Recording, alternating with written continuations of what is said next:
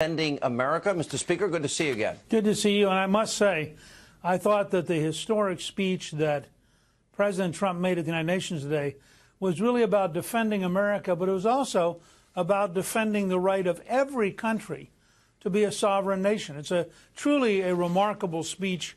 It's the fourth great speech of his presidency, and I think it sets the stage for a real debate worldwide about globalism versus sovereign nations who work together, but they work together as independent countries, not as some kind of a globalist internationalism.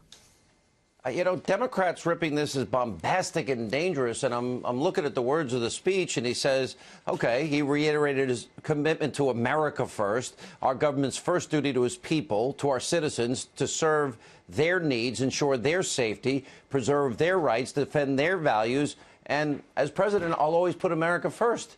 And he takes on North Korea, that's firing missiles over Japan almost on a weekly basis. And he takes on radical Islam and radical Islamic mullahs in Iran and saying they can't get nukes. Why am I having a hard time understanding the criticism here? Well, because I think your worldview and mine, and I'm with you on this, is so radically different from the appeasement-oriented left. You have to remember that from the standpoint of the left, this is a dangerous speech at every level. It's a speech which says that America matters. And remember, when he says he's going to put America first, he went on to say, and he expects other leaders to put their countries first. He's not saying America first over everybody else, but he's saying if you have a national leader, you know, if the leader of Britain or the leader of Germany or the leader of China, if they're not putting their own country first, they're not doing their duty to their people. Now, out of that, you've got to negotiate, you've got to come together. But I thought it was a very compelling speech. Mad Dog Mattis, General Mattis, said that the U.S. may have a secret weapon to neutralize North Korea. When he was pressed, why are you laughing? When he was pressed further, he said, well, he talked about, I don't want to get into it, when he was talking about kinetic options. What, in your opinion, is that a clue as to what might be the option they're talking about? First of all, he has been going around very methodically, talking to our missile command, inspecting our ICBMs, talking to the strategic command, laying out what we could do. I don't know any secrets, and I deliberately have avoided clearance because I do so much television. But let me tell you from general open sources. Boeing has developed a hypersonic missile that literally knocks out all of the communications, all of the computers as it passes over a headquarters, for example. We have a variety of cyber weapons that we normally don't talk about and we never use because we don't want other people to know we have them. I think that if there's a terrific scene in Gladiator where Russell Crowe says, when you see the signal, unleash hell. I have a hunch that Mattis in the beginning is of the very movie. methodically Yes. orchestrating the capacity. Right. Okay. I think Mattis is very methodically organizing an ability to, if he has to, he doesn't want to. He's not a guy who believes in taking giant risks. But if he has to, I think he is prepared to take enormous steps to disarm North Korea and to do so in ways that most people have no idea we're capable of.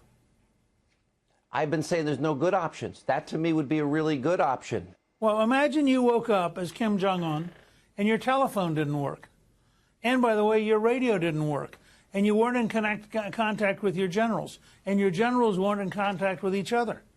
And you all of a sudden actually and your rockets didn't work. Launch anything because everything had suddenly been stopped.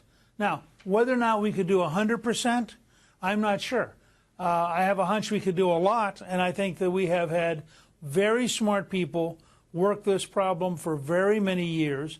And it's one of the reasons I was proud that we had a huge bipartisan majority pass the Armed Services Bill in the Senate this week, because it's a signal that now we're coming together as Americans, not Democrats or Republicans, and we're saying to the world, we're going to do what we have to do to defend ourselves. Big time.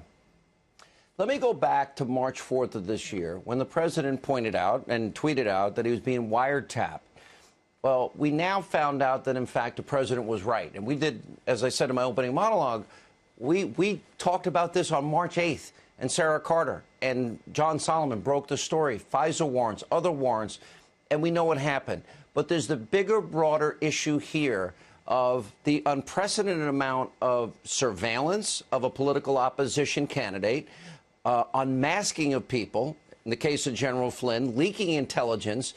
And then you have people like Samantha Power, the UN rep, unmasking up to 300 people, most of them Trump people, Ben Rhodes, Susan Rice. And you have to ask yourself, what is going on here? And how dangerous is this to the Fourth Amendment from your perspective? Well, look, I think if you were to take all the different ways in which the Obama Justice Department was abusing the system, abusing it on the one hand to defend Hillary Clinton, abusing it on the other hand going after Republicans and people who are for Trump. And I think this is a radically bigger scandal than anything about Russia. Here you have an administration which deliberately was going after political figures, which on the other hand was deliberately defending its own political figures. This may be the most egregious abuse of the criminal justice process in American history. I mean, it's truly extraordinary, and nobody yet has put it all together, and I'm hoping that the Congress is now going to realize that they have, and you said it well in your opening monologue. I mean, was General Clapper not informed that there was a FISA warrant, or did General Clapper lie about the FISA warrant? There are a whole series of these things that come out of these reports, and when you take the totality, they're quite astonishing. And it goes back to the point I make in my course on Defending America, which is the country you and I know is under siege by a deep state which really wants to create